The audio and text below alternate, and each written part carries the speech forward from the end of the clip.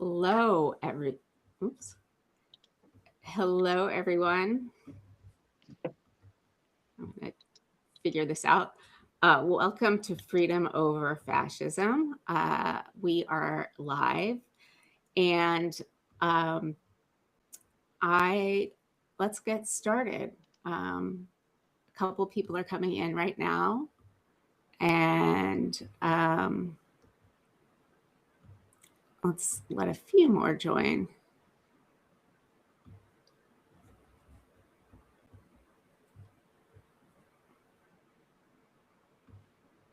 Okay. All right. Hi, friends. I'm Stephanie Wilson. Welcome to my Freedom Over Fascism fireside chat with Rachel at This Woman Votes. Some of you are joining us live, others on a video replay, and still others on an audio podcast. In fact, that's the bulk of the people who will be listening to this. So I want to welcome everyone wherever you are. Next week will mark the 3rd anniversary of this podcast, which is completely amazing and mind-blowing to me. We've gone from discussing the threat of civil war, authoritarian takeover, the inability of legacy media to grok the states of the moment, to talking about the information war, to living within the reality where fascism is real and on our streets and in our neighborhoods and everywhere we look. I hope you stick with us as we interrogate that reality, understand the forces behind it, examine the moment itself, and talk about what each of us can do to defend our freedom and imagine a new future. There's so much going on right now, I can't possibly list it all here. We've got a new tranche of Epstein files, which reveal ever more heinous details about what this international sex trafficking and money laundering ring was up to. Congressional leaders still can't seem to get their shit together.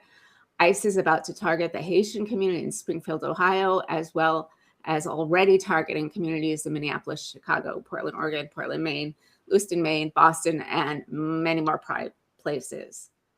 And private concentration camps are filling up with the private prisons, paid for by the number of people they're incarcerating. You all know I'm in Massachusetts, and here our Governor Maura Healey has taken some really important executive actions to make it harder for the feds to use state resources as they abduct people. And I'm hoping to dig deeper into this with either the folks following it closely, or if I can manage someone high in the state government, I'd like to talk to them. So DM me if you have any contacts. Before I get to our conversation, I want to thank the democracy networks I belong to. I'm a proud member of the Democracy Group and a banner and backbone here on Substack. So, as we've talked about on this podcast, there's an information war, a war on knowledge itself, with various groups living in differing realities. That's where Rachel comes in. She writes a lot about epistemic war, and she's going to talk to us about what that means and why it's so important to understanding this moment. Rachel, can you please introduce yourself and tell us a little bit about yourself and what epistemic war actually means? Sure. I appreciate you having me on. My name is Rachel Marin. I write This Woman Votes, as well as I have a business blog called Trustable.blog. It is dry, boring stuff about AI and existential business threats. But my background and part of the reason that I started writing the blog was really about what I do at work, which is trust. We teach corporate entities how to build environments of thriving, basically enabling rabid capitalists to make more money by being less extractive and less exploitative. That's my business life. I'm on the other side trying to make people better leaders by humaning. So perfect. So building environments of thriving, you would vibe with. Yeah, so that's sort of what we do. And one of these sort of extractions that came from that was this idea of, we started with trust. And when you start talking about trust, when you ask people how they trust, they first start telling you, almost without exception, why they're trustworthy. And so it started getting us thinking about, okay, we're building these models and we can prove it mathematically. And, we've built essentially a thermodynamic model of measuring trust in your work environment. And so the sort of the offshoot of that is a lot of stuff that isn't corporate related, but more societal, more population related. And then we started digging into, well, there's measurements here, there's metrics. I am inherently mathematical. I think about things in systems and structures and engineering and physics. And so we started thinking about epistemic warfare in particular because it's measurable. And while it's not a new technology, people have been using epistemics as a means of war for centuries. I mean, even going back to Galileo and heliocentrism and the attack of the church and that sort of thing, you were really looking at sort of the tension between ideology and authority, right? And so we started putting together this model called the SECSEV model, which is saturation, enclosure, capture, and selective violence. Because when you go through the model, that model is applicable across centuries, certainly, but it's also really visible as soon as you see it. And one of the things that's different today is algorithms and our constant existence online. I mean, I'm 57 years old. I am chronically online. There is not a time when where I feel really disconnected. If I want to be disconnected, I have to go camping. There's a great lake near me that has no signal for miles. And I have to leave signal because there's so much demand on your attention. You've got a device in your hand, you're sitting in front of a screen, 97 things in your network are connected to everything. And so,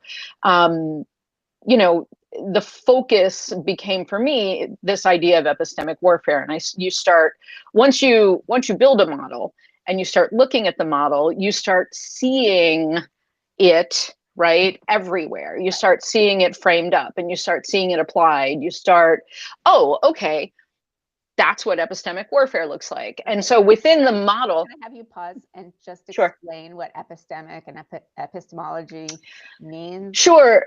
So and I started doing a series called American Epistemics, and it isn't what I would call true philosophical epistemics, because there's some of my own interpretation there, but it was really meant to sort of Americanize and take this idea and contextualize it to what we're experiencing today.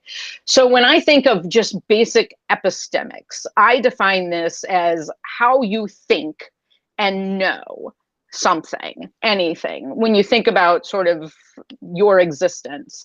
And I've broadened it a little bit in my my definition to say it's about being, meaning, right? So I have a triangle model that I use where it's just a way to sort of contextualize how you think about thinking and how you think about knowing something.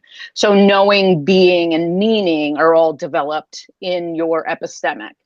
And then the next level down from that is which is epistemic authority. So how do you determine, and this is kind of where trust comes in, how do you determine or assign authority to someone over information, right? So you're a doctorate, right? You've spent time, you have domain expertise in studying this domain, right? My expertise, I've been implementing AI since 2013, since before Sam Altman got the twinkle in his little beady eye. I've been doing it in practical application. I have a domain expertise in AI. So when I talk about AI, I'm talking about it from a practical application perspective. When I write, I have a tendency to like just exist in a rabbit hole for a really long time.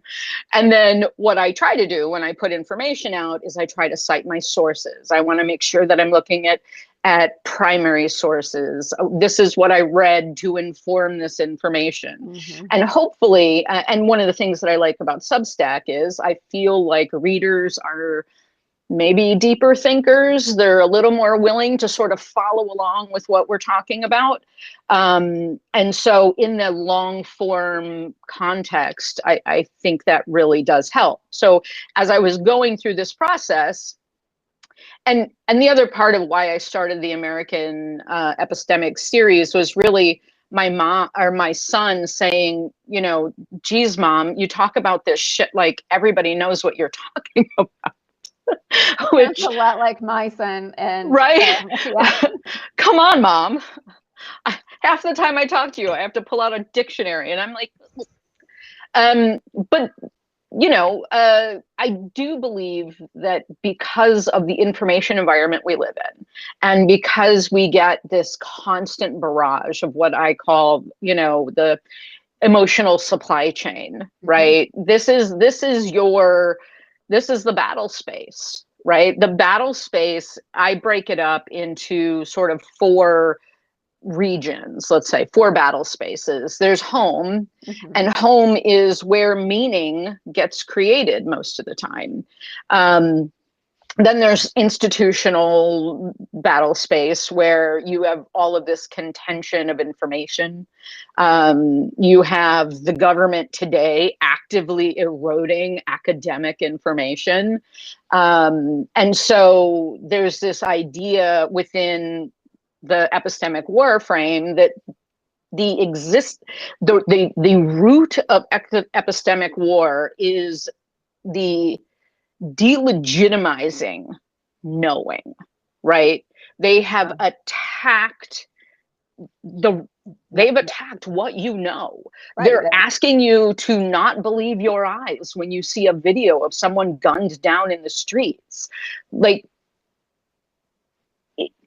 it's 1984, for crying out loud. Right. It's unbelievable how prescient Orwell was. But also, this has been a thing throughout history but just without the technology and the amplification of it. One of the things that is in the sex-ev model is sort of this, how to identify it's going on, right? One of the things that when I wrote the series on sex-ev was I wanted to say, in these little bitty chunks, this is how you recognize it. And when you start hearing a pattern, stop. Look it up. Right. I have an AI app that I use that basically does data aggregation. Right. AI is good for some things and absolute shit for a lot of things, but it does data aggregation. Right. So if I hear something going on, if I am autistic, so I clock pattern very quickly, but I did one a while back on Katie Porter. Right. I heard over the course of about 35 or 40 minutes of scrolling, I heard 4 separate people call her Snippy. And I was like, that's weird. My brain immediately went, this is epistemic warfare. Let's look this up. And I put it into my tool. Hey, people are calling Katie Porter Snippy. What's the background of it? How prevalent is it? What platforms is it being spread across? And sure enough, the tool returns everything. And I actually did a full post on it because it's a great example. The same thing with Renee Good. Mm-hmm. When the American government calls someone a domestic terrorist, that is a labeling frame. It is a control frame that says this person is an enemy of the state, which means that everyone that is objecting to how she was treated is now a supporter of domestic terrorism. Right. That is and an enemy of the state. That is pure, unadulterated epistemic warfare. That is an attack on what you know as a person, what you see with your own eyes is being attacked. So, I talk a lot about how the pro-democracy side frames things and talks about things, and I think it's a different sector of the epistemic war, because I think this regime in particular, or any authoritarian regime, very quickly starts the war, and they immediately, over and over and over, and every single person in their in their, what do you call, oh my gosh, I'm pulling I can't think of in their chain of command, in their regime. Yeah, everybody's repeating same words within moments of it happening. Yeah. So how do we learn to not repeat them in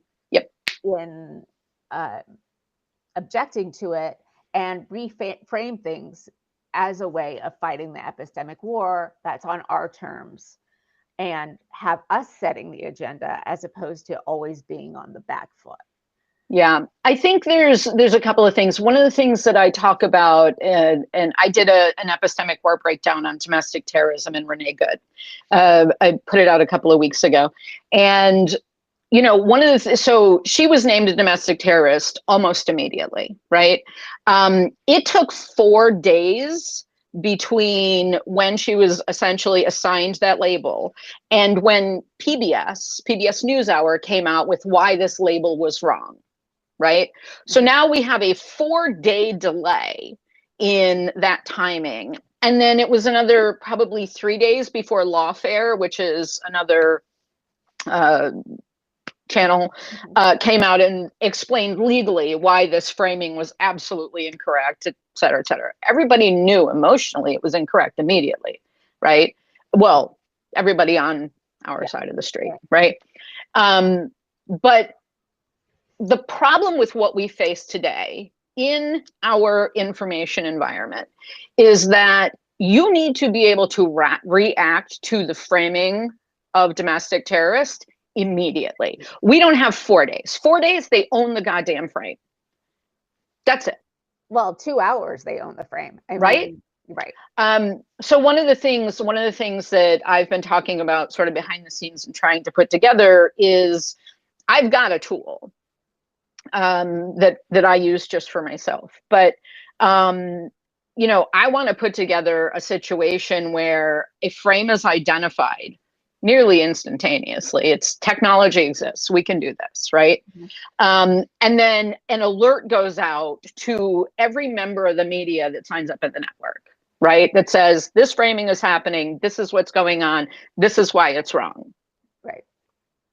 Those 3 data points should enable every possible approach on the left to be able to say, this is what's going on. This is how it's being labeled. This is why it's wrong.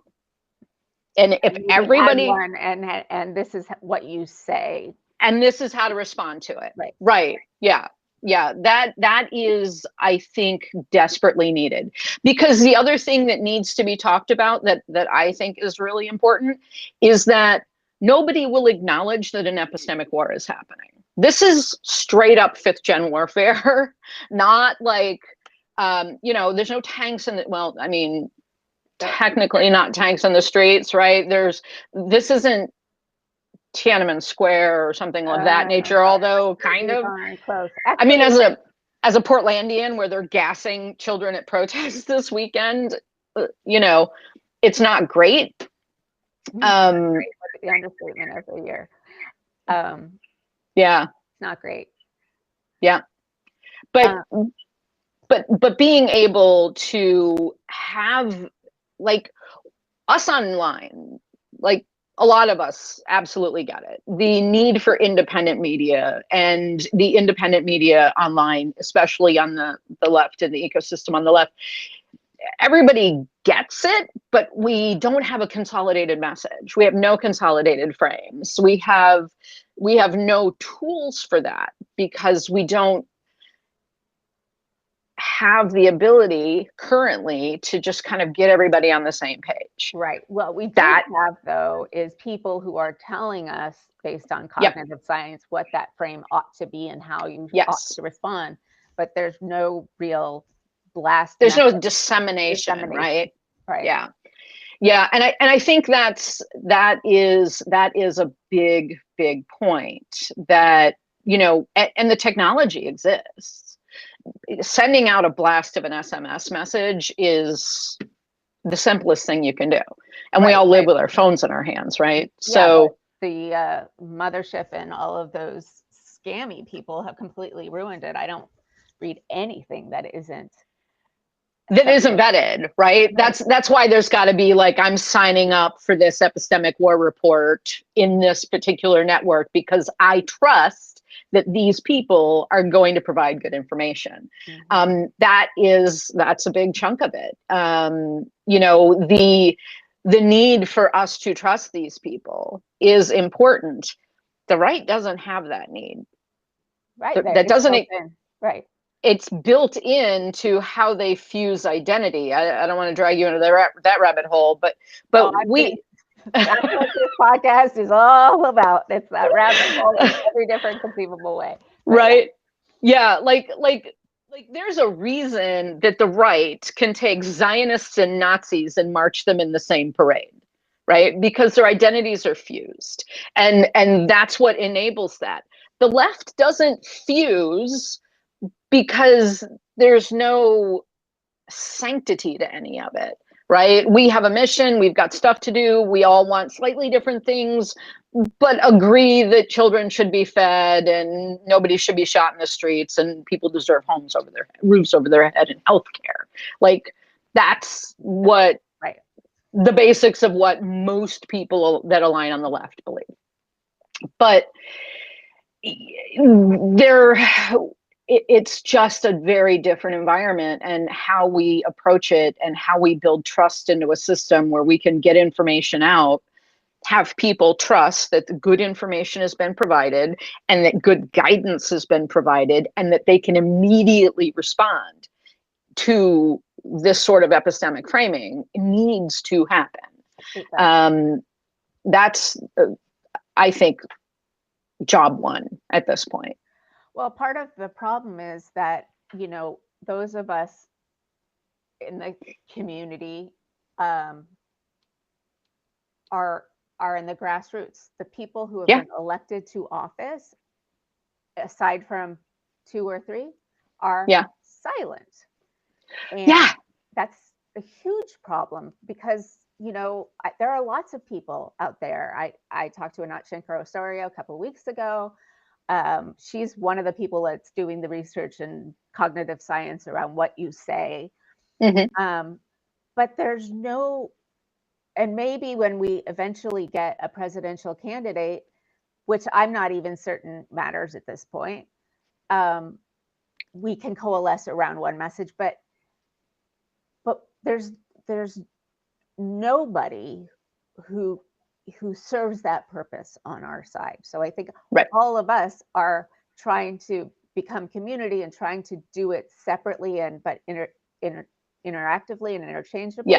But it's not that effective because we're all doing it on our own.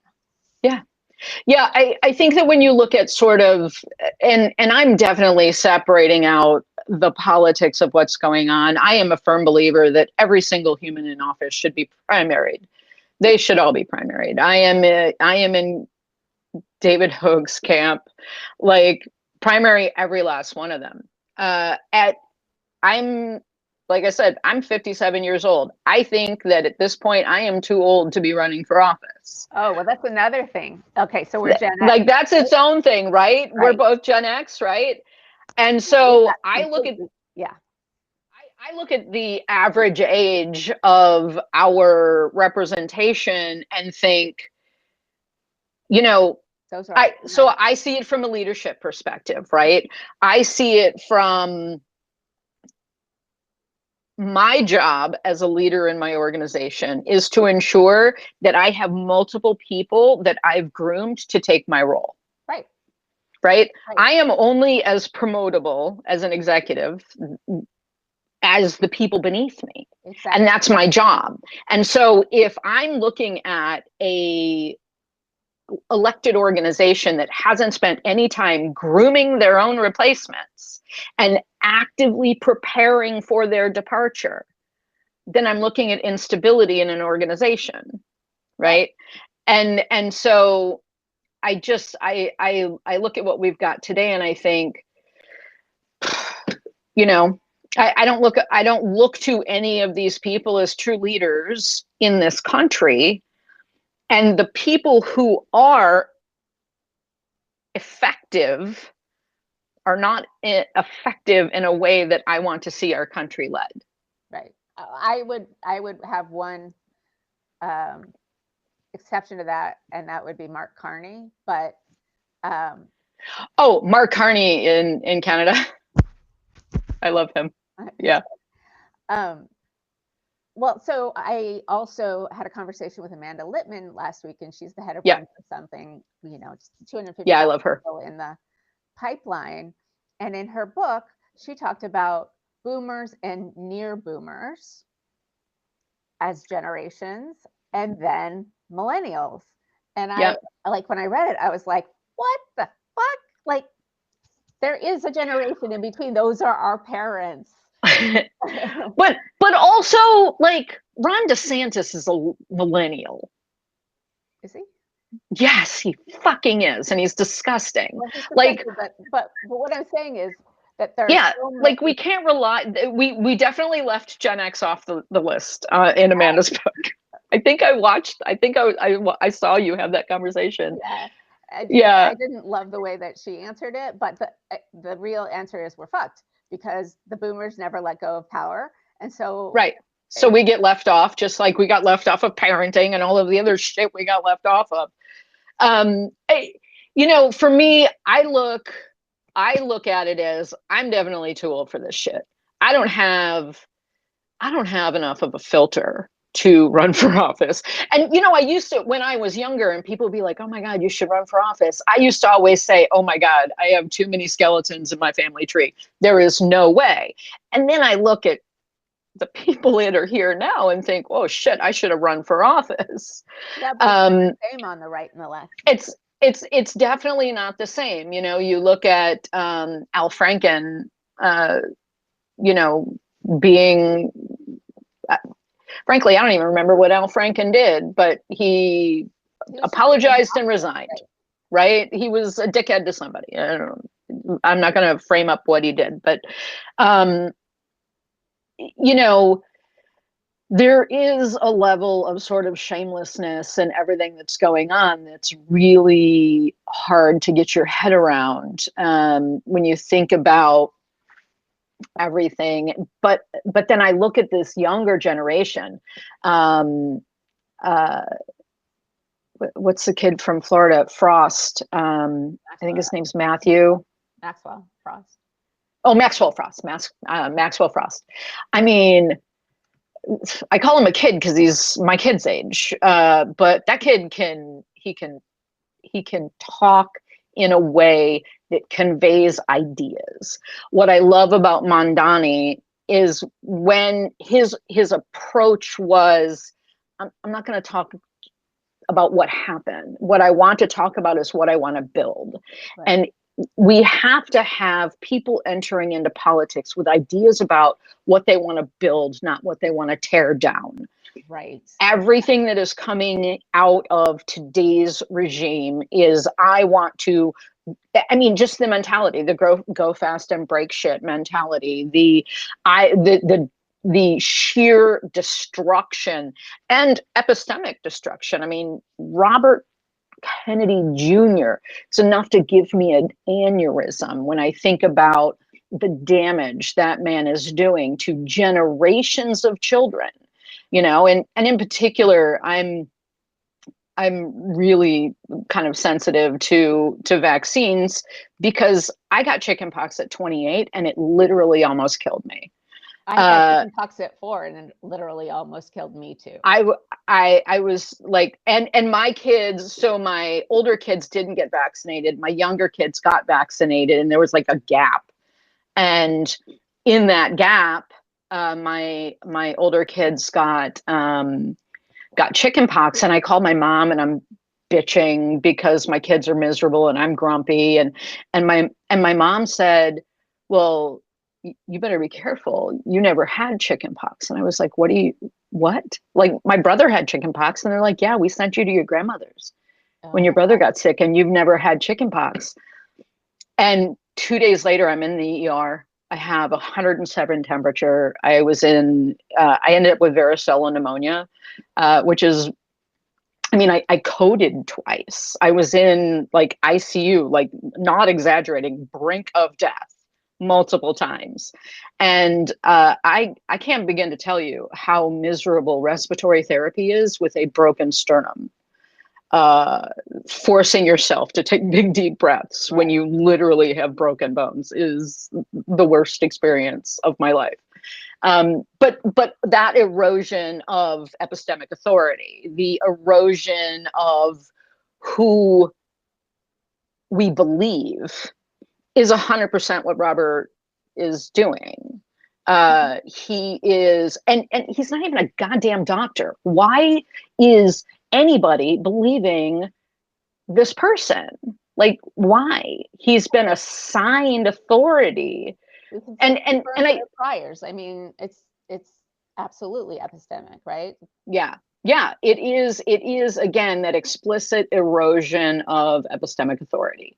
In when the world is working properly, we assign epistemic authority in a way that makes sense.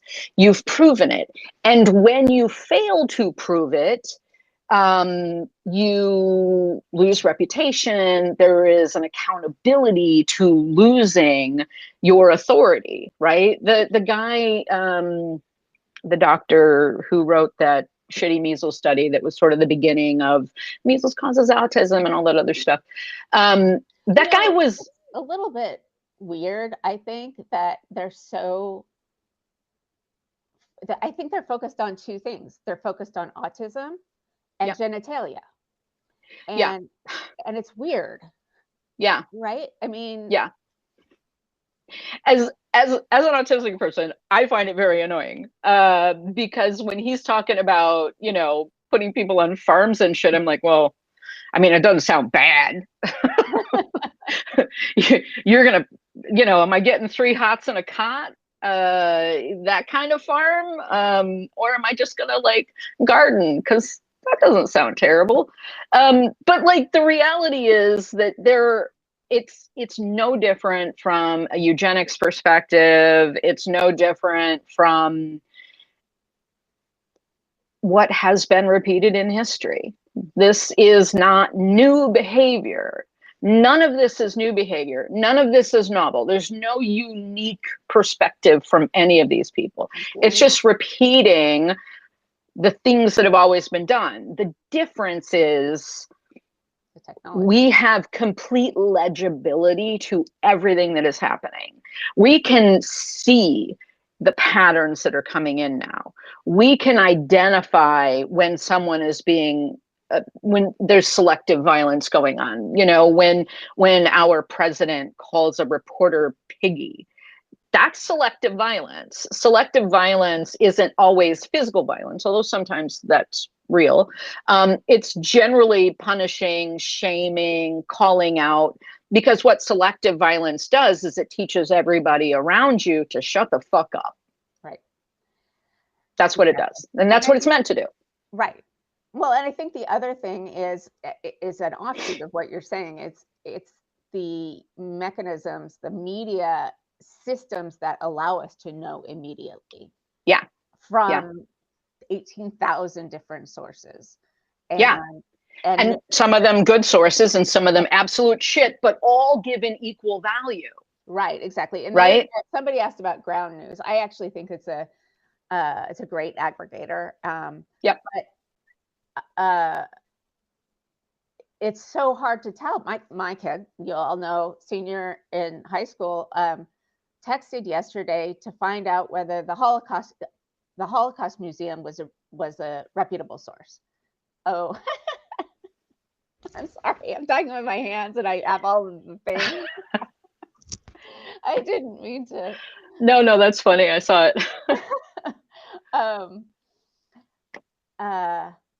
I think understanding reputable sources, right? That all comes down.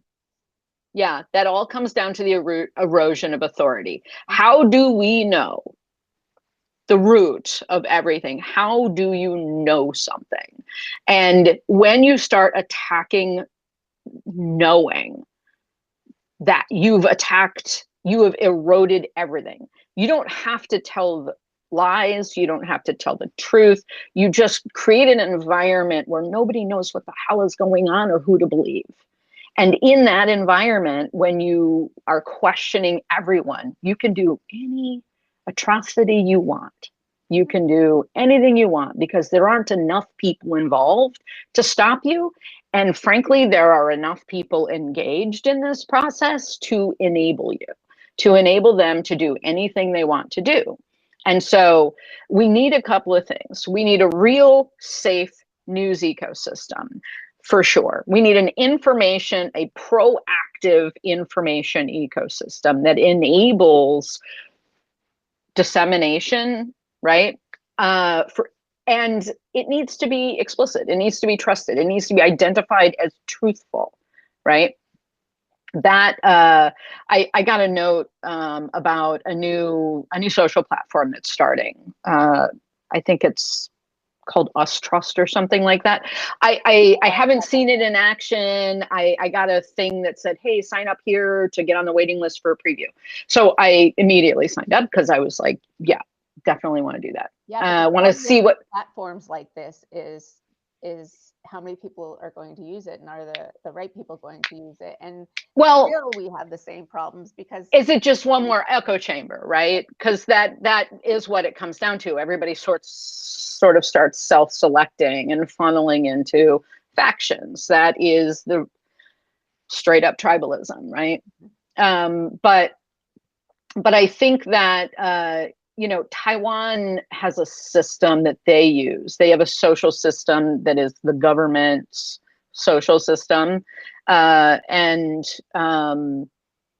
While there are a host of problems in Taiwan, specifically tied to what's going on with China, I've worked there quite a bit, spent quite a bit of time in Taipei, and they have a system that's actually a social system that's run out of, it's these guys in Seattle that wrote it.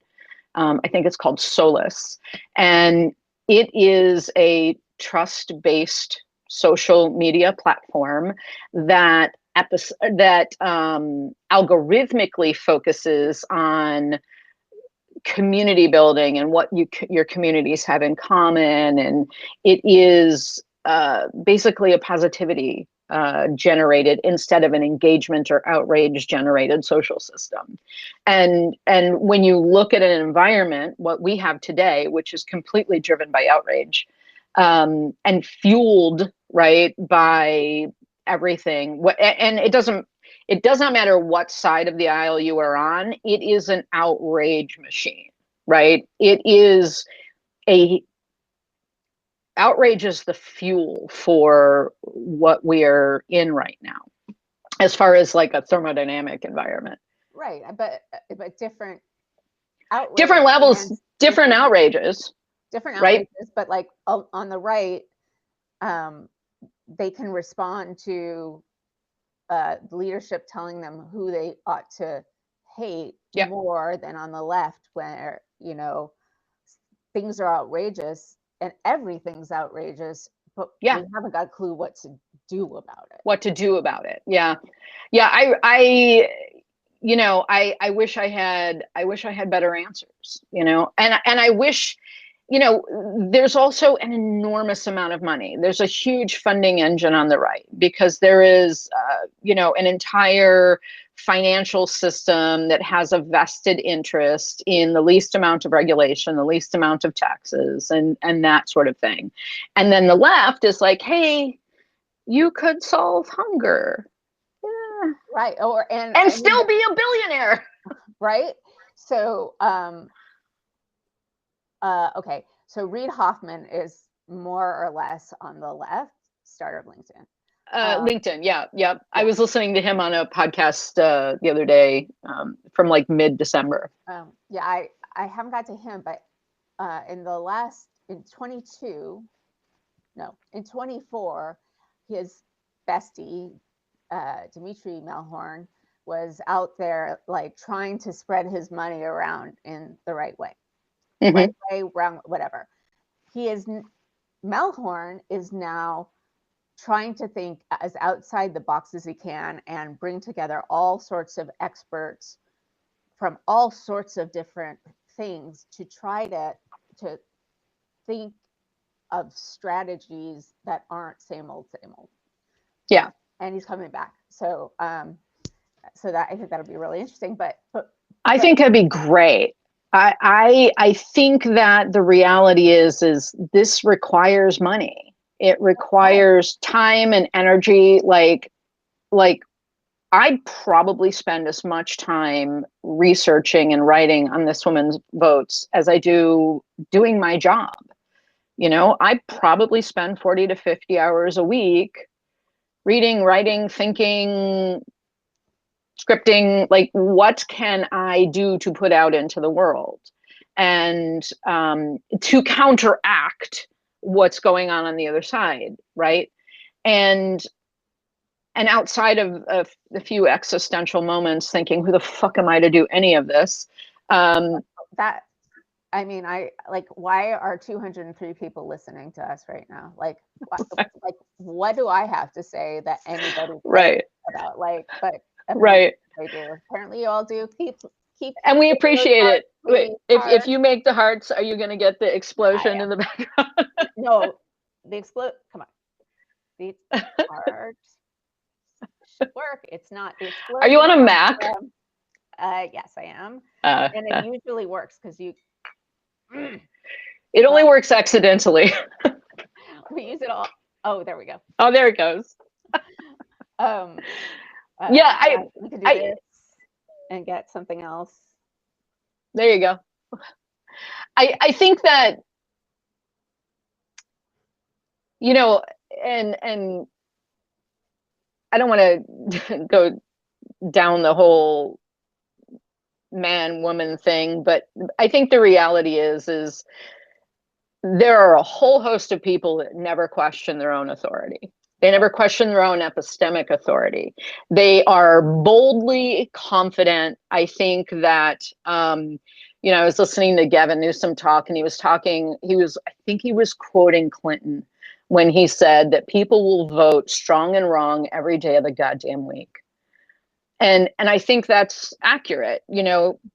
Charlie Kirk had the platform he had because he was confident, regardless of his intellectual honesty, regardless of his position. He was confident standing on a stage and owning a stage in a confident, charismatic way. When you think about that is an assignment of epistemic authority, right? It's not well-founded in my opinion, right? But it's also what we're seeing today in AI, right? It's the exchange of epistemic authority with emotional resonance, right? Because AI, and I've said this quite a few times, but and especially in relation to the Gen AI military deployment, if AI tells you the sky is blue, you better look out a window. Right? Because what AI is fantastic at doing, and because it is tuned to do this, is to produce epistemic or emotional resonance, rather, not epistemic authority. You cannot trust what comes out of AI in a way that doesn't require additional interrogation. I use AI regularly. It's my job.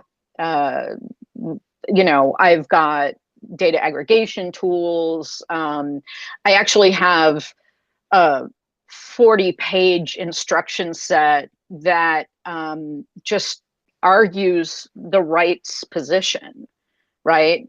I have this, ethically guardrailed instruction set that I use when I want to refine my own argument.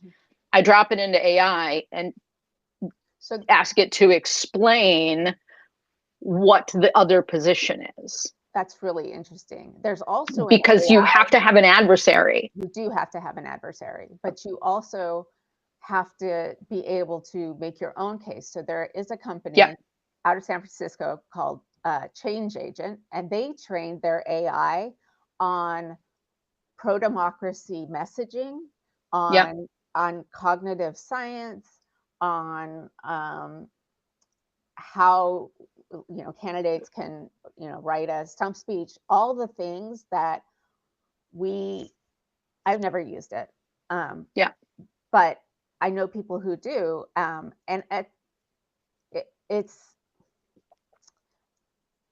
it's using the power for good, we hope, until these things become sentient. But I mean, humans are programmable.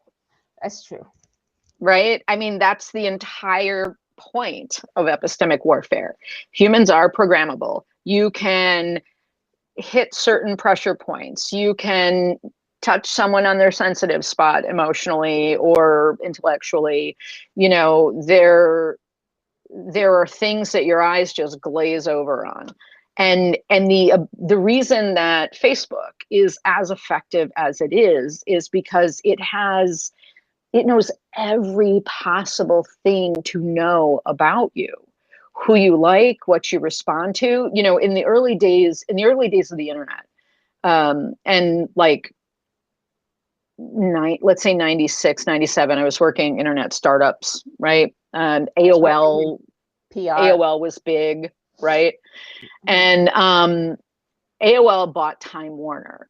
And at the time I was like, really? Do you guys understand? Like, they know what I click on. They know who I'm related to. They know everything about the magazines I read now and the TV shows I might watch and the movies that I buy tickets for. They know all of this information about me. And AOL didn't have the vision to capitalize on any of that. Mark Zuckerberg did.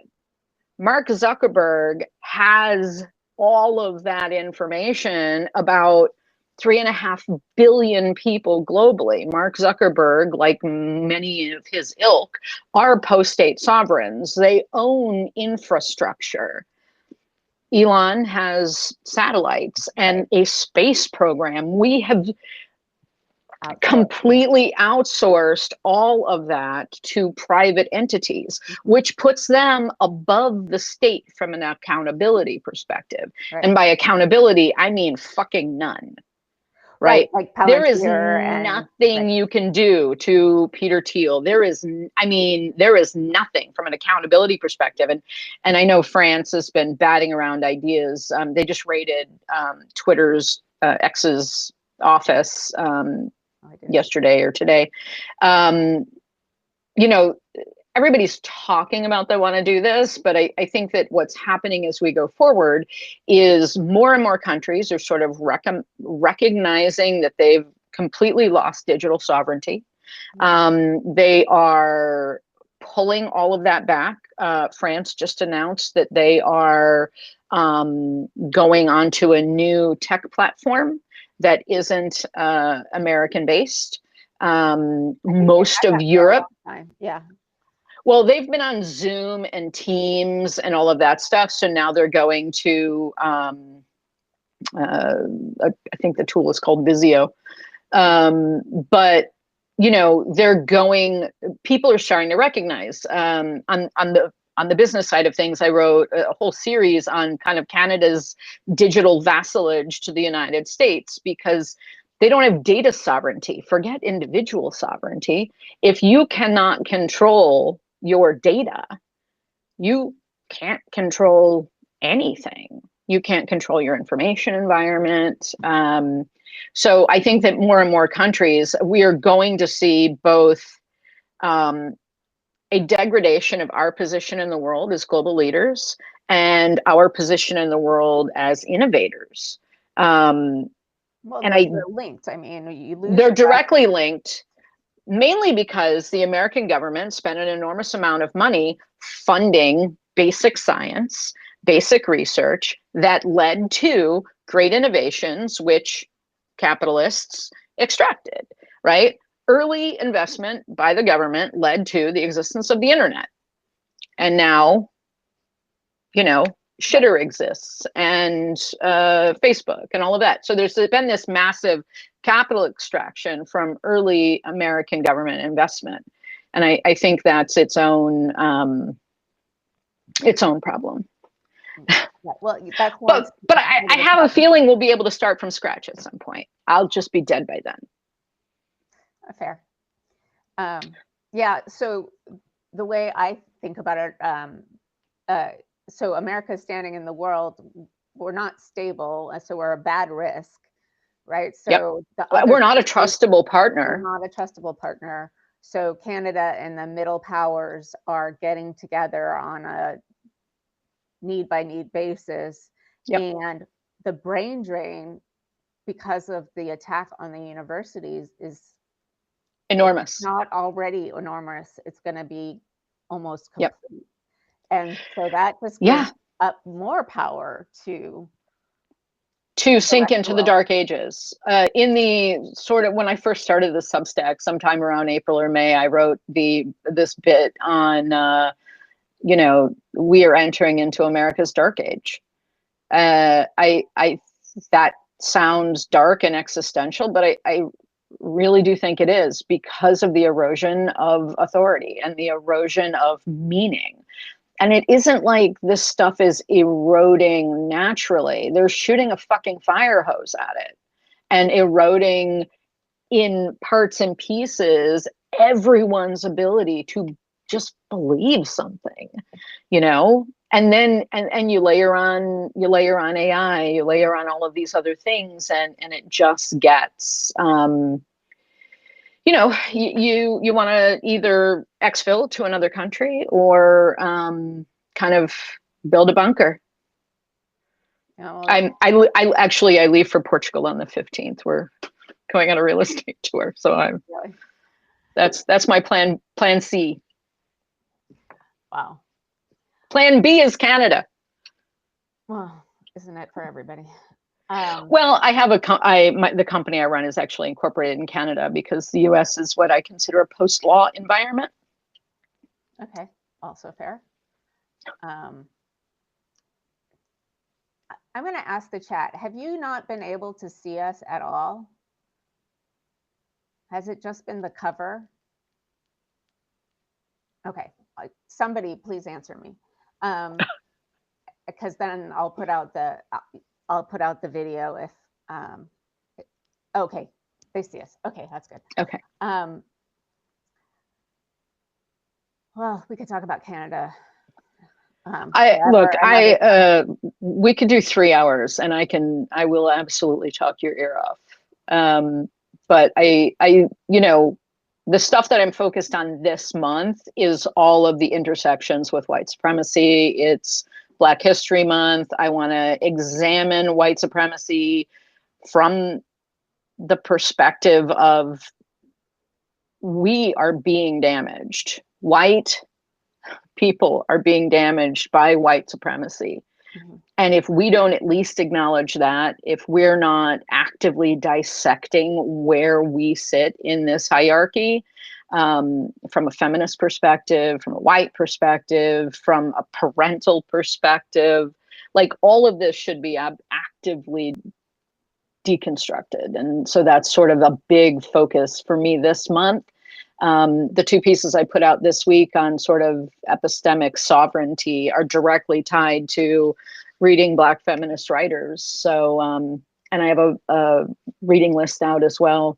I try to put out a reading list if I'm doing like a big project. So if anybody's interested in joining, if you want to write a piece, if you want to read a book, if you want to communicate, bring it on in. No perfection required. I'm not even going to judge grammar. Oh, come on, you'll judge grammar a little bit. I mean, maybe a little bit, but not that much. I am pretty fixed on the Oxford comma.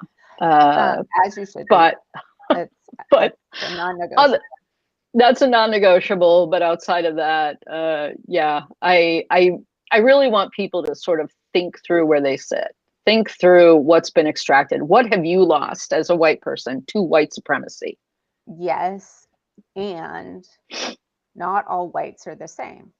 And not all whites are the same. Right. But we've all suffered under some part of it. Like, you know, when I was talking about the public pool situation, there are entire communities that don't have public pools because they didn't want to enable Black people to enjoy a public pool the way white people would.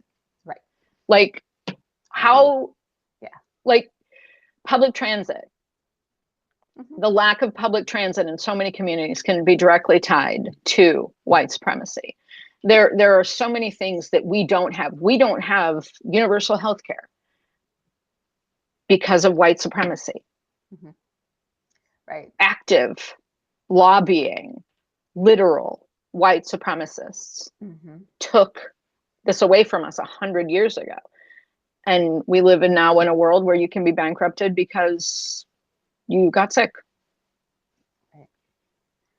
On that cheery note, we are approaching the top of the hour. Leave it to me to end it on a bummer. It always happens. Because as we get deeper and deeper, you like get into this existential hole, and right, and we're all just spiraling. Yeah. One question, and then I want to give you the chance to tell people where to find you. Do you follow Mike Brock? I do follow Mike Brock. Okay. Is he going to be on with you? I'll try. But he and you, I mean, he talks about epistemic war all the time, and he's like, sometimes I have a hard time following him because he's very philosophy-ish. But I just wanted to not be, even though, I mean, I have not been in a philosophy class in, let's call it 38 years. So my frame is sort of the study of it outside of school. And I've definitely Americanized a lot of the stuff that I've written. But yeah, I do follow Mike. He'd be a great addition. Yeah, I've asked him before and he said yes, but we never put something on a calendar, and so I'm going to try to do that. I'm also